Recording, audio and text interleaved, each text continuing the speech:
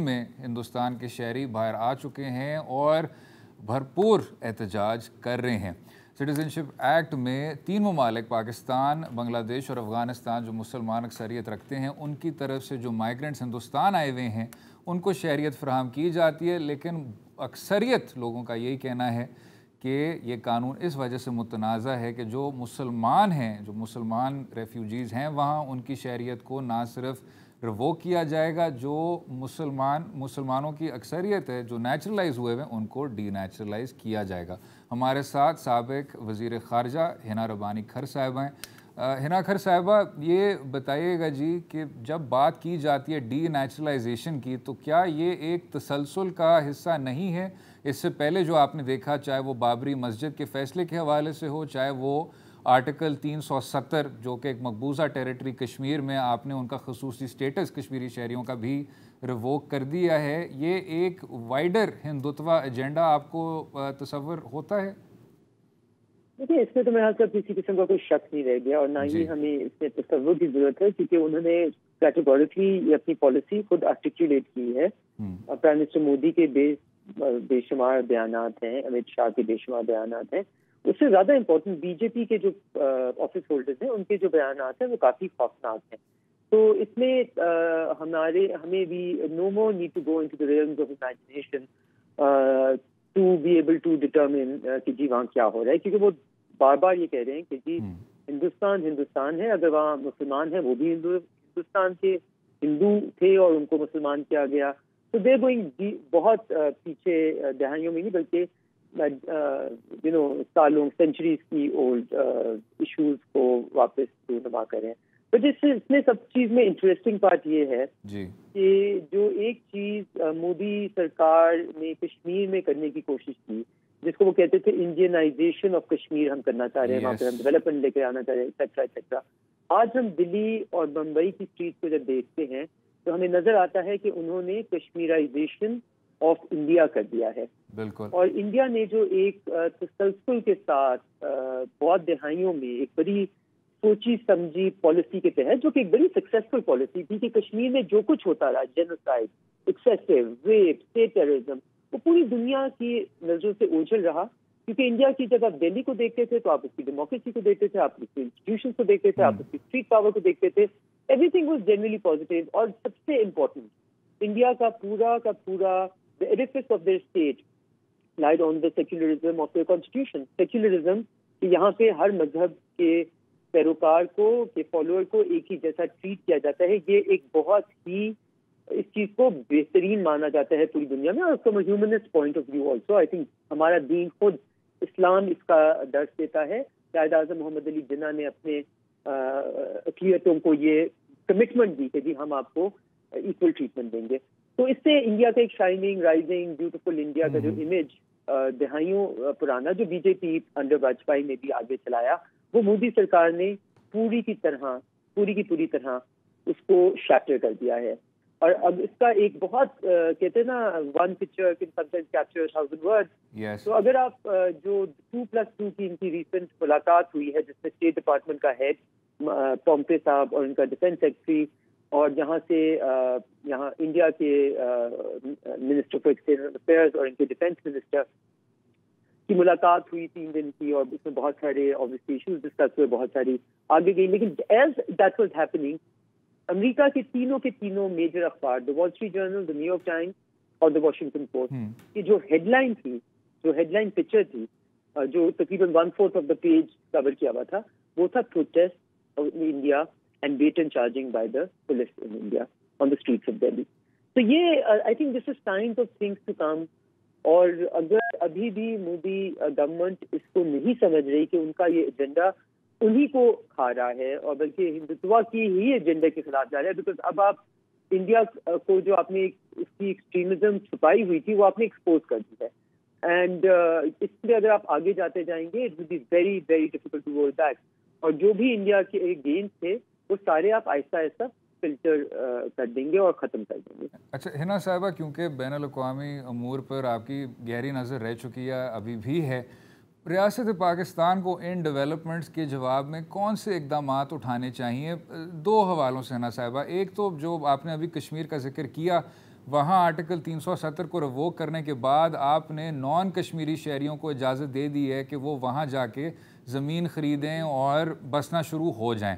तो ये एक तरह से आप पूरी तौर पे डेमोग्राफिक चेंज करने की कोशिश कर रहे हैं। तो उस हवाले से और साथ में जो पाकिस्तान के मुंतखब नुमाइंदों का कहना है कि इंडियन आर्मी चीफ बहुत ज़्यादा जरहाना बातें इसलिए कर रहा है कि सिटीज़नशिप एक्ट के जो ख़िलाफ़ एहतजाज हो रहे हैं उनसे इंडिया को और जो इंटरनेशनल ओपिनियन है डिस्ट्रैक्ट किया जाए। तो ताल्लुकात में बढ़ती हुई कशीदगी के जवाब में पाकिस्तान क्या करे और कश्मीर में डेमोग्राफिक चेंज के हवाले से क्या करे? देखिए, सबसे पहले तो ये जो आपने आर्टिकल 370 की बात की, ये 35A से डेमोक्रेटिक चेंजेस होते हैं और 35A का ऑब्वियसली हम सारे जानते हैं जी। लेकिन आगे जाते हुए देखिए, पाकिस्तान को अगर अपनी पॉलिसी बनानी है तो पाकिस्तान को पास दो ऑप्शन है। या तो पाकिस्तान एक पॉलिसी ऐसी बना सकता है कि बहुत कुछ कहें, बहुत कुछ सुने और भागते हुए नजर आए लेकिन अचीवमेंट शायद कुछ भी ना नजर आए, या एक पॉलिसी ऐसे बना सकता है जो कि नेशनल इंटरेस्ट पर मबनी हो, जो एक लॉन्ग टर्म व्यू ले, जो पॉपुलिस्ट शायद ना हो but going in the right direction हो। मेरे नजर में उसका जो पहला सबसे अहम पिलर होना चाहिए उस पॉलिसी का, वो ये होना चाहिए कि हम जो इंडिया में एक्सट्रीमिज्म नजर आ रहा है, जो गैगिंग ऑफ मीडिया नजर आ रहा है, जो अब्यूज ऑफ ह्यूमन राइट्स नजर आ रहा है, हम पाकिस्तान को एक जीतती जागती example to be opposite of India in all those aspects बनाए। ठीक है। हमारी तरफ कोई अगर आवाज उठाए अपने हकूक की या कोई गलत या सही, हम उसको पूरी जगह दें, हम उसको अपने मीडिया में भी जगह दें और हम एक डिविसिवनेस की तरफ नहीं बल्कि कोहेसिवनेस की तरफ आए, because obviously all together Pakistan represents a stronger nation than divided into different political forces and different ethnicities etc. सबसे इम्पोर्टेंट है बिकॉज मॉरल अथॉरिटी से ज्यादा अहम एक मुल्क की क्रेडिबिलिटी में कोई चीज नहीं है। दूसरी तरफ जो स्पेसिफिक आपने जो दो सवाल किए हैं उनके जवाब में, देखिए, इंडिया का आर्मी चीफ इस वक्त ये इसलिए कह रहा है, इस वक्त इंडिया की जो इंस्टीट्यूशंस हैं जिनकी बला पे इंडिया को वो जगह वो मकाम मिला जिसमें इंडिया ने गुजरात के किलर को, जिसमें दुनिया ने एक गुजरात के किलर को जिसको वीजा नहीं मिलता था उसको बड़ी बड़ी रिसेप्शन थी, उसके लिए रेड कार्पेट निकाले, इसलिए क्योंकि इंडिया में इंस्टीट्यूशन स्ट्रॉन्ग थी। आज आप मोदी सरकार के अंडर ये देख रहे हैं कि उनकी सुप्रीम कोर्ट का भी जो स्ट्रेंथ होती थी या जो उनकी इंडिपेंडेंस की बातें होती थी या जो उनकी क्रेडिबिलिटी की होती थी, ना वो एग्जिस्ट करती है, ना उनकी मिलिट्री इंस्टीट्यूशन एग्जिस्ट करती है। और अब सब the politicisation of Indian institutions is a big big problem and इससे जो इंडिया की क्रेडिबिलिटी है वो पूरी दुनिया में और इंडिया का जो अपना स्टेट की रनिंग है वो भी बहुत डिस्ट्रॉय हो रही है और उसकी आपको एग्जाम्पल्स नजर आना शुरू हो गई है। बिल्कुल कश्मीर के ऊपर देखें, जी हमें बिल्कुल इसमें दो राय नहीं है कि we need to do whatever we can. मेरे नजर में हम उससे फॉल शॉर्ट उस वक्त करते हैं, ये मैंने बार बार नेशनल असेंबली में दिखाया। फॉर इंस्टेंस, मुझे ये बात नहीं समझ आ रही कि इस वक्त जब मोमेंटम भी है, जब आप दुनिया के लिए बहुत कुछ ऐसा करें जो शायद आपको नहीं करना चाहिए। इससे दो राय हो सकती है कि क्या हमने किस किस के लिए क्या क्या झुकाव इस गवर्नमेंट ने किया, जिससे मैं कम्प्लीटली डिसएग्री करती हूँ। उस वक्त आप एक OIC की मिनिस्टीरियल या head of state, head of government meeting में बुला सके कश्मीर के ऊपर, that reflects very poorly on the diplomatic skills. So I think we need to stop, giving briefings to each other. उस पर तो बहुत जोर हो रहा है और ये पॉलिसी होना कि हम बाहर आके खड़े हो जाएंगे आधा घंटे के लिए, वो हम उससे किसको नुकसान हो रहा है या किसको फायदा हो रहा है।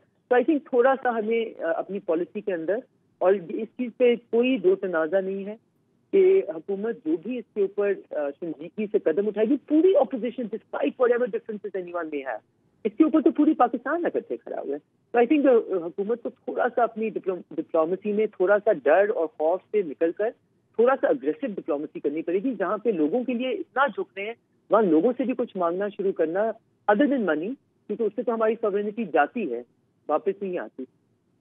बिल्कुल ठीक। हिना खर साहिबा, बहुत बहुत शुक्रिया शो में शामिल होने का, अपना कीमती वक्त देने का। अगले हिस्से में इसी मौजू पर गुफ्तगू जारी रहेगी, रहिएगा हमारे साथ।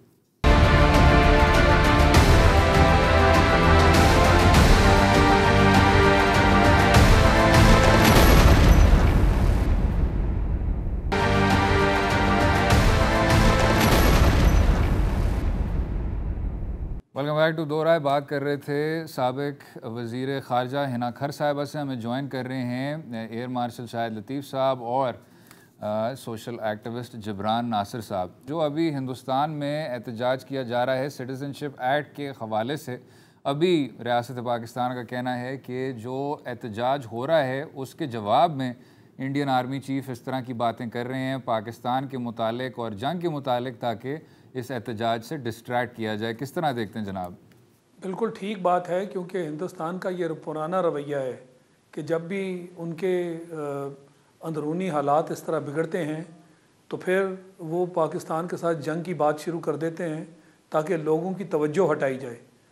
तो ये मेरे ख़्याल में हिंदुस्तान का एक चूँकि पुराना रवैया है और ये वहाँ काम भी करता है, क्योंकि जो ही पाकिस्तान के ख़िलाफ़ जंग की बात होती है वहाँ जो लोग हैं वो सुनना ही यही चाहते हैं। यही उनका तरीक़ाकार इलेक्शंस में होता है और वो इलेक्शन जीतते ही इस बुनियाद पर हैं कि पाकिस्तान के ख़िलाफ़ कोई जंग व जदल की बात करें, कश्मीर के ख़िलाफ़ कोई कार्रवाई करें, और ये वो चीज़ें हैं जो वहाँ लोगों को मकबूल हैं।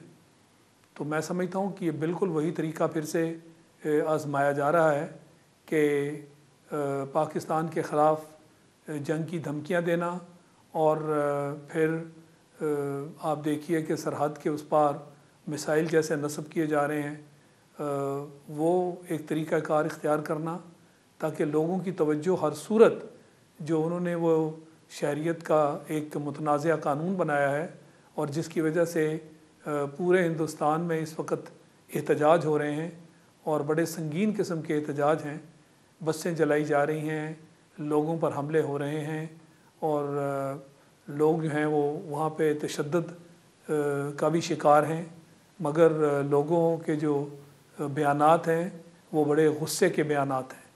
तो हिंदुस्तान उस पर काबू चूँकि नहीं पा नहीं सक रहा, तो लिहाजा उसकी लोगों की तवज्जो वहाँ से हटाने के लिए बिल्कुल ये पाकिस्तान के ख़िलाफ़ धमकियाँ इस्तेमाल की जा रही हैं, बयानात जो हैं वो ऐसे दिए जा रहे हैं जिसके तहत लोगों में जो गम गुस्सा है वो पाकिस्तान की तरफ उसको डाइवर्ट किया जाए। बिल्कुल ठीक। जिब्रान नासिर साहब, आपने मकबूजा कश्मीर के शहरियों के लिए कई बार आवाज़ उठाई है। ये जो एक तसलसल है, पहले मकबूजा कश्मीर में आर्टिकल 370 ख़त्म करना, उसके बाद जो बाबरी मस्जिद के हवाले से फ़ैसला आया और फिर अब जो सिटीज़नशिप एक्ट किया जा रहा है, ये एक हिंदुत्वा प्रोजेक्ट नुमायाँ होता है। रियासत पाकिस्तान को इसके जवाब में क्या कुछ करना चाहिए, चाहे वो डोमेस्टिकली हो चाहे वो बैनुल-अक़वामी सतह पे हो? सर, पहले तो ये कि भारत के अंदर जहाँ तक कश्मीर की बात हो गई या एनआरसी हो गई जी, या आपका सिटीजनशिप अमेंडमेंट एक्ट हो गया, वो तो लेजिस्लेटर और एग्जीक्यूटिव का डोमेन है। लेजिस्लेशन के अंदर बीजेपी की मेजॉरिटी हर एग्जीक्यूटिव यूनिट के पास है। जहाँ तक अयोध्या वर्डिक्ट है वो उनका जुडिशरी विंग है, और जैसे हम अपने अदलिया को अलहदा समझते हैं तो वहाँ की भी अदलिया बीजेपी से अलहदा होगी, मगर डेफिनेटली कुछ पॉलिटिकल रियलिटीज़ और प्रेशर्स होते हैं जिसके तहत ये काम किया जा सकता है।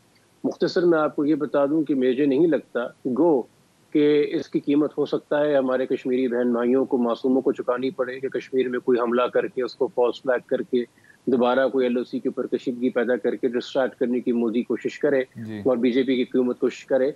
मगर ये मसला इस तरह सॉल्व होगा नहीं, बिकॉज इसकी हमें बेस और रूट कॉज समझने की ज़रूरत है कि मोदी ने जो नेशनलिज्म के ऊपर अपनी पूरी एक इलेक्शन अपील बिल्ड की थी और उसके साथ जो वो सारे सूबे जिसके अंदर बीजेपी की अक्सरियत नहीं होती थी वहाँ पे स्पेसिफिक एजेंडे के ऊपर कैंपेन की।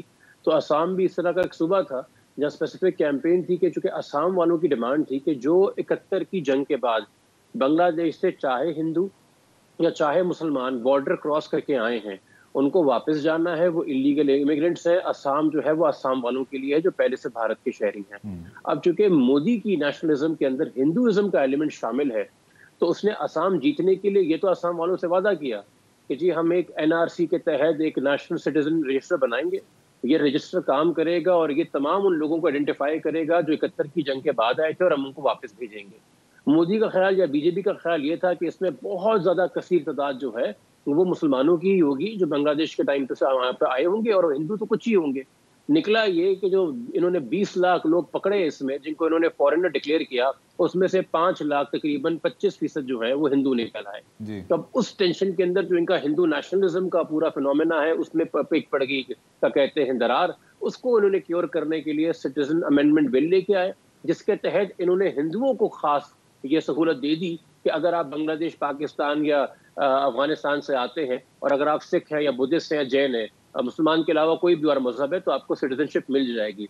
और अब ये जब एजेंडा पूरे मुल्क में लेके जाएंगे तो ये क्या कर रहे हैं, एनआरसी जो कि रजिस्ट्रेशन इनका वो है, क्या कहते हैं, रजिस्टर नेशनल, वो है एक एग्रेसिव टूल कि उसने जाना है और उसने ट्रिब्यूनल्स बनाने हैं और उसने छानबीन करनी है और उसने ढूंढ के निकालना है कि यहाँ पे कौन कौन इलीगली रह रहा है।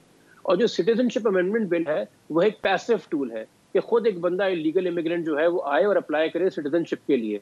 तो एनआरसी के जरिए ये छांट छांट के निकालते तो रहेंगे कि माइग्रेंट्स कौन कौन है, मगर मुसलमानों को छोड़ के बाकी सबको उसके अंदर वो कोई ना कोई सहूलत देते रहेंगे। ये जो एक इंटरनल क्राइसिस डेवलप हो रहा है, चूंकि देखिए अब असम वाले जो है वो कहते हैं हमारी असमीज आइडेंटिटी, कल्चरल आइडेंटिटी ज्यादा मैटर करती है, हमें हिंदुत्व से लेना देना कोई नहीं है, हमें हिंदू भी जो है बांग्लादेश से वो नहीं चाहिए।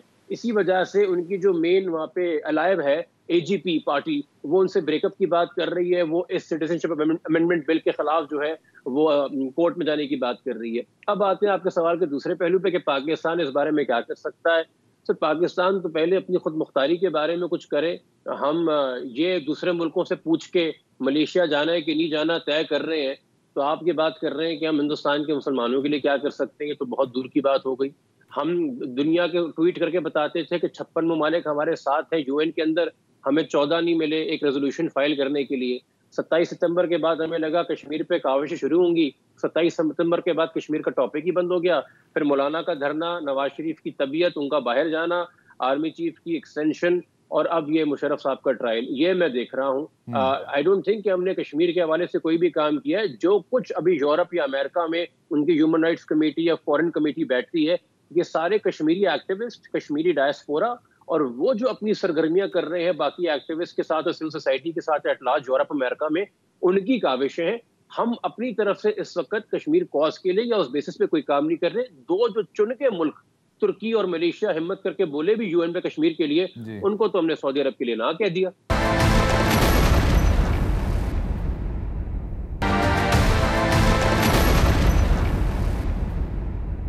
शाहिद लतीफ़ साहब, हिना खर साहिबा भी तनकीद कर रही थी हुकूमत वक्त की पॉलिसियों पे, और उन्होंने यही कहा कि अगर आप कुछ दिखाना चाहते हैं आलमी सतह पे, और वो कश्मीर पे सवाल था, तो आप आज़ादी अज़हार राय पे काम करें, अदलिया की जो ख़ुद मुख्तारी है उसको मज़ीद वाज़े करें, अपनी फ़ॉरेन पॉलिसी में भी एक आज़ाद ख्याली होनी चाहिए, एक ख़ुद मुख्तारी होनी चाहिए।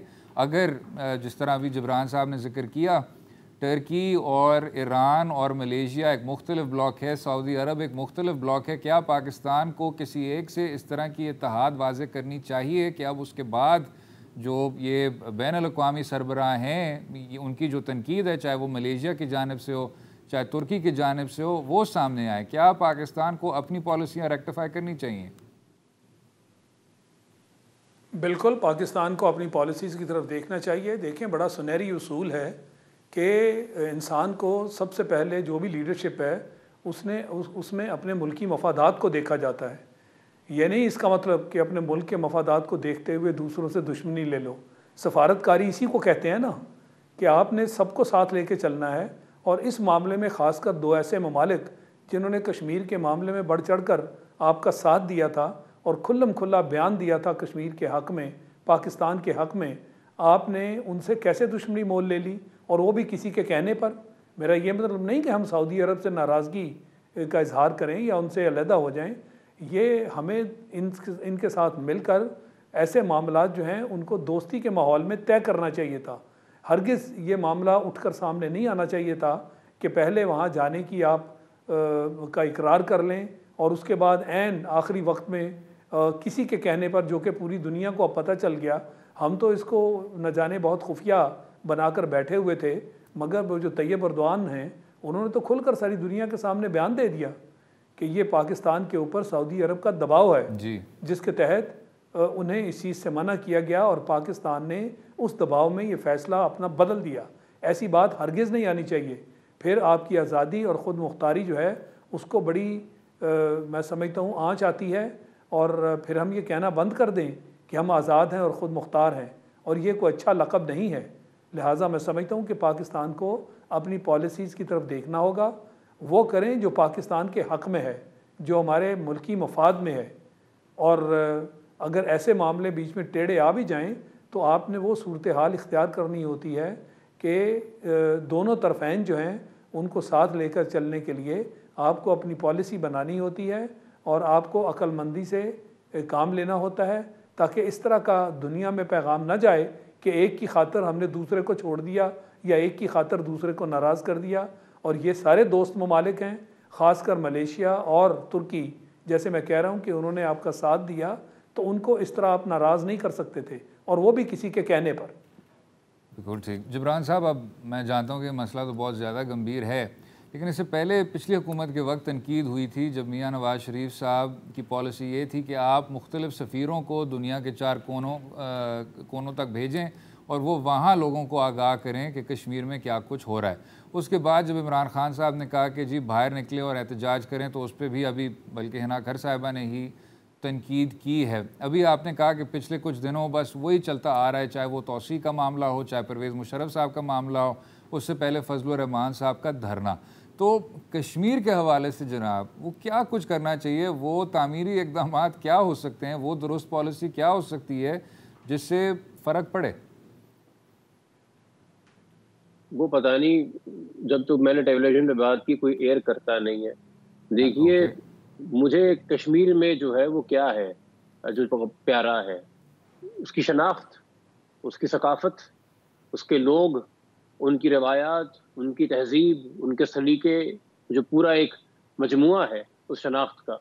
अगर उससे मुझे लगाव है तो इससे क्या फ़र्क पड़ता है कि वो किस झंडे के नीचे है।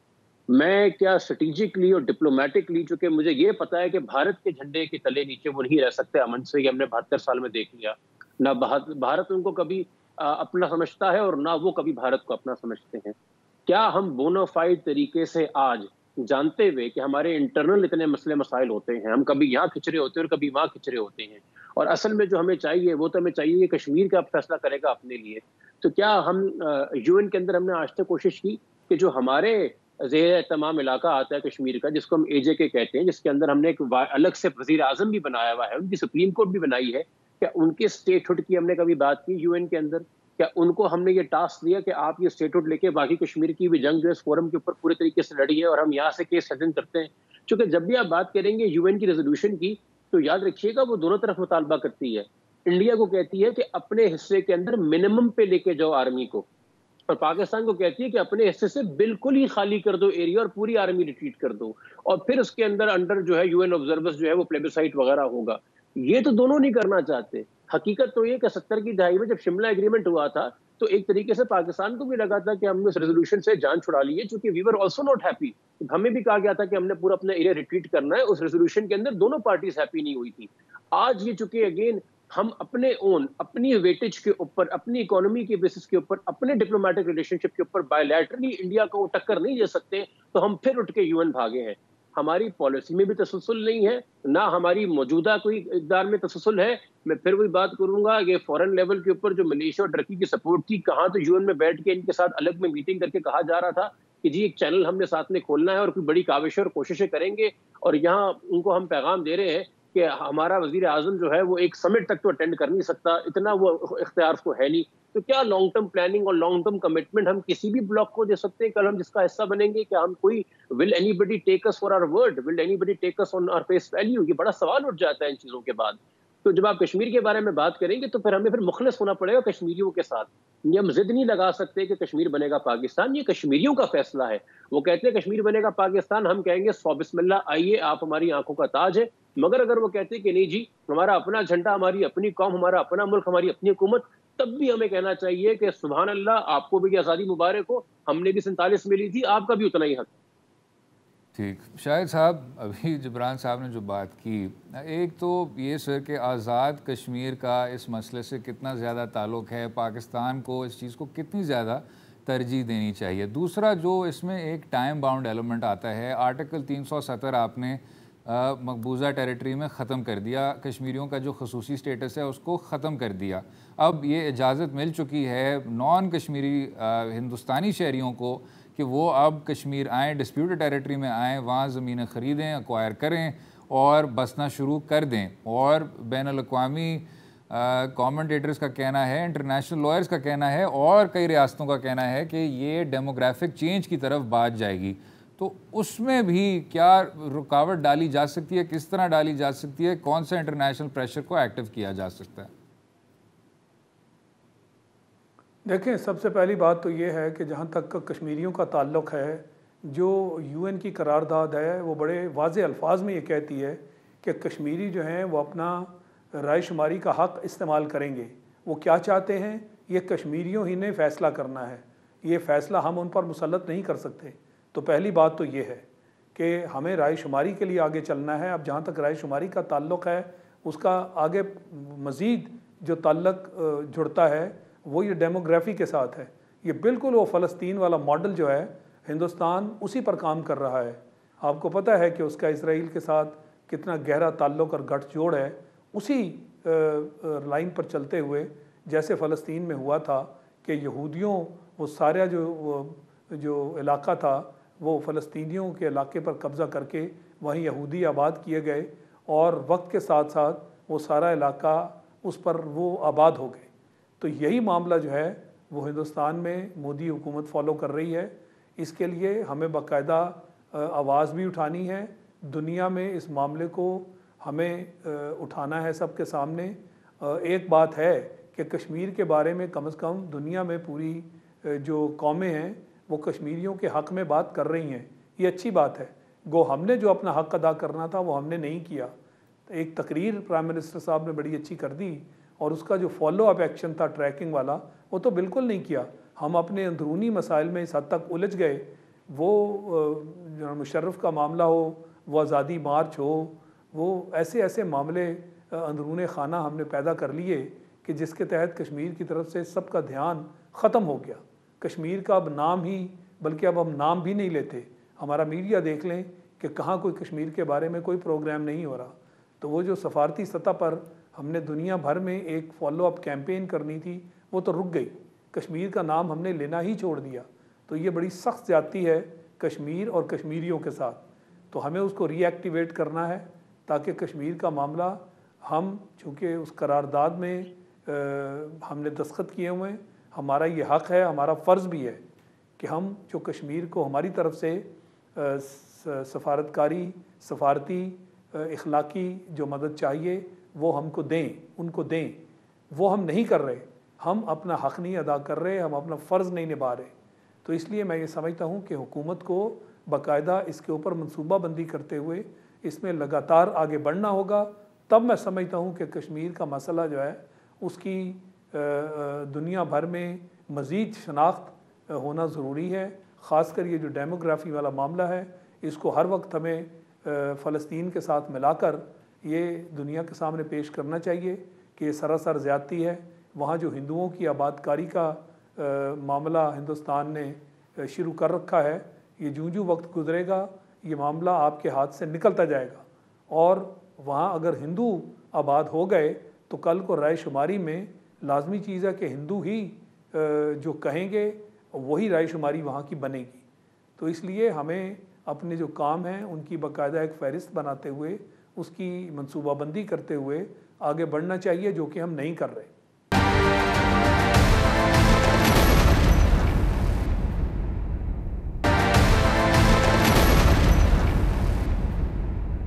तो हिंदुस्तान की तरफ से एक बयानिया बार बार आ रहा है, और ये उनके सहाफ़ी और जो हिस्टोरियन हैं और हिज़्ब इख्तिलाफ के सियासतदान हैं वो कह रहे हैं, और इंटरनेशनल जर्नल्स में कह रहे हैं कि हम हिंदुत्वा पाकिस्तान नहीं बनना चाहते, हमारा जो मुल्क है वो पाकिस्तान बनने को जा रहा है। तो क्या ये बयानिया बिल्कुल नामुनासिब नहीं है कि अगर आपका अपना एक इस तरह का मसला है जो कि, और उसकी एक तवील तारीख़ है, चाहे वो RSS से ताल्लुक़ रखती हो, चाहे वो हिंदू महासभा से ताल्लुक़ रखती हो, चाहे वो आपके अपने जो कई नाटजी स्कॉलर्स हैं जिनको आप बार बार साइड करते रहते हैं उनसे ताल्लुक़ रखती हो, पाकिस्तान को बार बार इसमें घसीटना चाहिए, कंसिडरिंग कि ये मुल्क उसी पे ही तो हासिल किया गया था कि हिंदुत्वा अक्सरियत पसंदी से निजात मिल सके। सर देखिए, आपने इस बात को जहन में लेके आना होगा कि बीजेपी की टारगेट के ऊपर नेहरू भी रहे हैं और बीजेपी के टारगेट के ऊपर गांधी भी रहे हैं। ठीक है। और गांधी को मारने वाला नथुराम गॉडसे जो है वहां पे हीरो बन गया है। तो जब वो जिन्ना साहब का जिक्र करते हैं, दे present Jinnah Sahab as a figure oppose to Gandhi, as a figure oppose to Nehru. And they present Pakistan के एक विजन है जो कि गांधी और नेहरू के विजन के खिलाफ था। तो जो इस वक्त मोदी को अपोज करने के लिए कह रहे हैं कि हम एक हिंदुत्व पाकिस्तान बनना चाह रहे हैं, अगर हम उनकी लोकल पॉलिटिकल टर्मिनोलॉजी और कॉन्टेक्स्ट को समझेंगे तो हमें कोई ये परेशानी की बात नजर नहीं आएगी। हाँ, बतौर पाकिस्तानी हमें इसको बुरा मानना भी चाहिए और ये बुरी बात है भी कि हमारी एक तरीके से खामखा जगसाई हो रही है, मगर उनकी जो अपनी नीड है लोकल पॉलिटिकल, जैसे कि फॉर एग्जांपल हम भी अक्सर कहते हैं ना कि अगर आज़ादी ना होती तो हम किसी मजहब का दूसरे का नाम लेके कह रहे होते कि हम उनके जानवर नहला रहे होते कि क्या कर रहे होते, या कभी उनके यहाँ कोई वीडियो आ जाती है बीफ खाने पे मॉब लिंचिंग की तो हम भी कहते हैं कि देखो कितना अच्छा हमने किया कि गांधी की बात नहीं मानी और ये हमने पाकिस्तान बनाया। तो ये दोनों तरफ इंटरनल चीजें चलती रहती हैं। एक जो चीज मुश्किल का बायस होगी आगे जाके, और ये जो डेमोग्राफी चेंज करने की बात हो रही है, देखिए एनआर चूंकि उनके लिए ब्यूटी है, उनकी अपनी टेरिटरी है कश्मीर, उसको उस तरह से देखते हैं। तो जब वो वहां के ऊपर एनआरसी का इतलाक करेंगे, क्योंकि एनआरसी जो है आपसे सिर्फ ये नहीं है कि आप यहाँ पे रह रहे हो और आप यहाँ पे पैदा हुए हैं, आपने प्रूफ भी दिखाना है कि आप या आपके वालदैन जो है वो 71 से पहले से रह रहे हैं। और पहली बात है, हर सूबे के लिए हो सकता है वो कट ऑफ डेट डिफरेंट हो, और फिर आपने कुछ स्पेसिफिक डॉक्यूमेंट्स भी दिखाने हैं। तो बहुत सारी आबादी को जो मुसलमानों की कश्मीर में है, एक ये भी तरीका हो सकता है कि इसी तरीके से एनआरसी भी हट करने की कोशिश करेगी। दूसरा देखिए, वो इस तरह से भी वहाँ का टेरेन और लैंडस्केप चेंज कर रहे हैं कि चूंकि अब उन्होंने यूटी हुकूमत ने अपना चीज संभाल ली है। अभी हालिया पिछले हफ्ते की बात है, 100 एकड़ फॉरेस्ट लैंड जो है उन्होंने वहाँ की आर्मी को हैंड ओवर कर दिया अपनी छावनी और बाकी चीजें बनाने के लिए। दूसरा एक और चीज, जो मोदी की जब भी आप स्पीच देखें जो उसने कश्मीर के बारे में की थी, वो कश्मीर के अंदर जो कि Kashmir is a very proud race, Kashmiris as a race are a very proud people, उनकी कल्चरल आइडेंटिटी बहुत स्ट्रॉन्ग है। उसको वो ब्रेकअप करने के लिए साइकोलॉजिकली कश्मीरियों के साथ ये गेम खेल रहा है that every individual should think for himself, हर बंदा बस अपने बारे में सोचे। वो जब जमीन खरीदने की बात कर रहा है तो डेफिनेटली वो आम रेट से 10 गुना महंगी बेचने की बात करेगा, और जब तुम्हारे पास पैसा आ जाए तो तुम इस पूरे झंझट से हटो और कहीं माइग्रेट कर जाओ। जिस तरह पहले बहुत सारा कश्मीरी डायस्पोरा जो दुनिया में रहता है, जो माइग्रेट करके श्रीनगर और बाकी जगहों से गया है, सो दे ऑल्सो वांट के हर एक को अलग अलग तरीके से थोड़ा मॉनेटरीली आजाद करके माइग्रेशन भी कराई जाए, और इनके अंदर जो ये दरार है, ये जो इनकी एक प्राउड आइडेंटिटी है, इसको कैसे तोड़ा जाए। कि देखिए, जब 125 दिन साल गुजर जाते हैं ना, आपके मेरे लिए एक नंबर है, उनके लिए पूरा ये दौर है, एक जमाना है जो गुजर रहा है और बहुत आहिस्ता से गुजर रहा है। और ऐसे दौर में जहाँ कोई खबर भी नहीं आ रही, इंटरनेट भी बंद है, टीवी भी बंद है, तो बहुत ही आहिस्ता गुजर रहा है, टेलीफोन भी काम नहीं कर रहा। तो आप ये अंदाजा करें कि ये आप और मुझ पे 125 या 150 दिन गुजरे हैं, तो कितना टाइम लगेगा आपकी और मेरी हिम्मत टूटने में, आपको और मुझको डीह्यूमनाइज होने में, ये एहसास करने में यार कि हम है ही नहीं इंसान, हम है ही नहीं इस काबिल, हमारी करता ही नहीं कोई परवाह, हम है ही गुलाम, और अपने आप को जहन से गुलाम तस्लीम करने में। ये पूरा एक साइकोलॉजिकल वॉरफेयर हो रहा है इस वक्त कश्मीर के साथ, जैसे उनको बंद करके जानवरों की तरह एक पिंजरे में रखने वाली कैफियत पैदा की हुई है। हम इसको एहसास ही नहीं कर रहे। कोई भी कल को एजिटेशन है, कल को कोई भी मूवमेंट है, वो कुछ भी है, वो कश्मीरियों के रिजॉल्व पे डिपेंड करती है, वो सिर्फ हमारी डिप्लोमेटिक सपोर्ट पे डिपेंड नहीं करती। वो उस कश्मीरी रिजॉल्व को अंदर से खोखला करने की, तोड़ने की, और फिर साथ में जब ये जमीन खरीदने की बात करेंगे या कोई ट्रेड की बात करेंगे, तो पैसे का इन्फ्लक्स करके हर बंदे को अपने सेल्फ प्रिजर्वेशन के लिए सोचने पे मजबूर करके और बाइफरकेट डिसइंटीग्रेट करेंगे। इस चीज का क्या इलाज कोई निकाल सकता है? अनटिल एंड अनलेस जी कि इसको एग्रेसिव फुटिंग के ऊपर सॉल्व किया जाए, वरना देर हो जाएगी इस मामले के अंदर। ये जो साइकोलॉजिकल वॉरफेयर चल रहा है। बिल्कुल ठीक। रिटायर्ड एयर मार्शल शाहिद लतीफ़ साहब, जिब्रान नासिर साहब, बहुत बहुत शुक्रिया शो में शामिल होने का, अपना कीमती वक्त देने का। उम्मीद है आपको आज का प्रोग्राम पसंद आया होगा। अपनी राय से भी हमें आगाह की और इजाज़त दें। खुदा हाफ़िज़।